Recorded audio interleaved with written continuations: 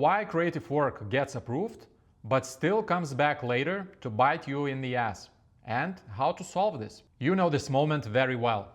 Creative meeting ends. Everybody nods. Someone says, "Looks good." So you smile, exhale, and close your laptop. But 3 days later, that work is back on your screen. New doubts, new comments, same file. This is not a creativity problem. This is a decision clarity problem. And if you miss that difference, you'll keep fixing the work that was never actually decided. You've seen this playing out a number of times. Sometimes the creative work dies in the room. Too many ideas, too many voices, no shape left. But sometimes it survives the meeting. Somebody says it looks good. Nobody fights it, nobody blocks it, and for a moment you think you're done. But then this happens. A phone call, or an email, a follow-up. You know the classics. Now that I think about it, this feels off. What if we tried another angle? Or my absolute favorite, let's combine those two ideas together. Same work, different mood, and suddenly you are back in it. Here's the mistake most people make. You think the goal of that meeting is to get the approval. You think success is hearing, "Looks good, let's go for it." But that's not the real test. The real test is this: does the work stay closed after the meeting? Because if the work comes back later, nothing was actually decided. An approval without a shared reason is just a pause. This will come back later. This is where things break during the meeting. Not loudly, not with arguments, quietly. People stop talking, but not because they agree, because they don't have shared criteria to decide. This silence looks a lot like agreement, but it isn't. Here's how it feels on your side. You leave the room thinking, okay, that's settled, but then it comes back. So you reopen the file, again and again. By this time, you might be on your 5th version, but it keeps going. You scroll through comments. None of them are specific.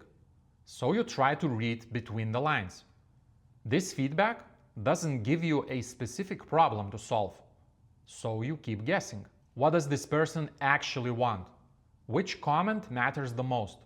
Why does no one remember why this exact work looked good in the previous meeting? And the longer this goes on, the more it feels like the problem is you. Like you couldn't get it right. But that's not what happened.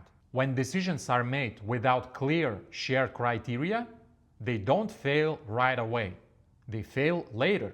They fail when time passes, when mood changes, when somebody looks at that work with fresh set of eyes and without any memory why it looked good in the first place. So the work survives the meeting, but not time. And since your name is attached to it, you carry this weight with you. This work follows you home. And this does more damage than people realize. When the same work keeps reopening, others learn something quietly. That creative decisions don't really hold.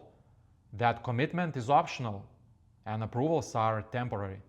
Your space shrinks, not because you did something bad, but because unclear decisions create open loops in your head. They pile up and follow you everywhere you go. Here's the shift. Creative work doesn't fall apart because ideas are weak. It falls apart because no one agrees what makes the idea right in the first place. So when doubt shows up later, there's nothing to point to. No shared reason, no shared judgment, just personal taste and opinions. And these always circle back with new versions. This is what decision clarity actually means. Not that everyone agrees, not that the meetings feel calm.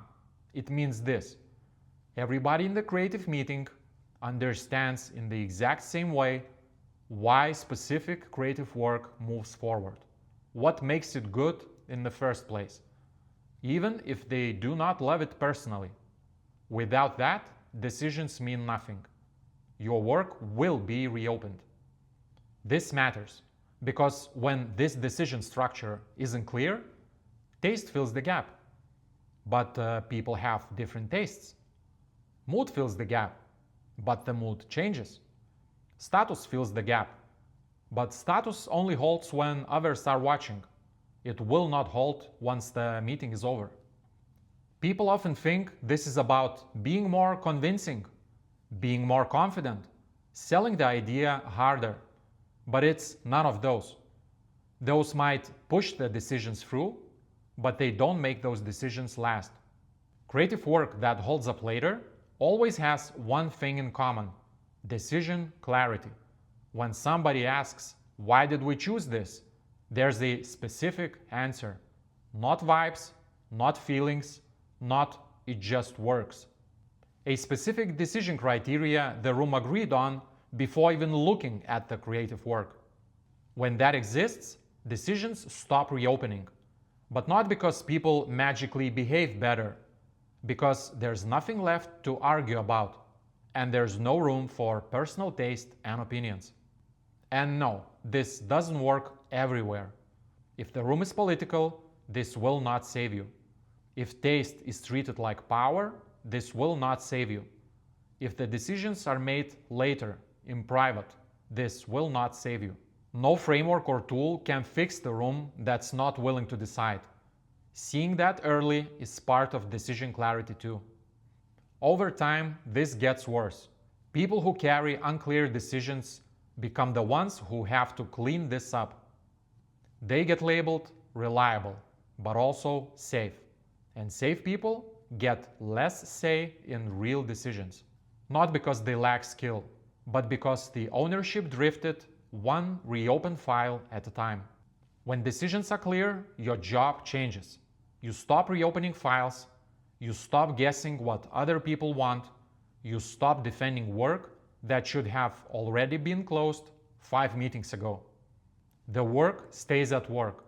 Your evenings come back. Your head gets quieter. Not because everyone magically agrees more, but because the decision actually happened. The value here is decision clarity. If you take one thing from this, it's this. If decisions keep coming back and your work keeps reopening over and over and over again, stop fixing your work and instead ask yourself this: what shared criteria was used to approve that work in the first place? If there's no clear answer, the decision was never made. And that's the real problem that needs solving in the first place. After this video, you don't need to try harder or be more creative. But you can stop carrying decisions that were never real to begin with. Applying structure to creativity is tricky. That's why I recommend you watch this video next. It will help you understand why structure always feels like control in creative work and what you can do about it.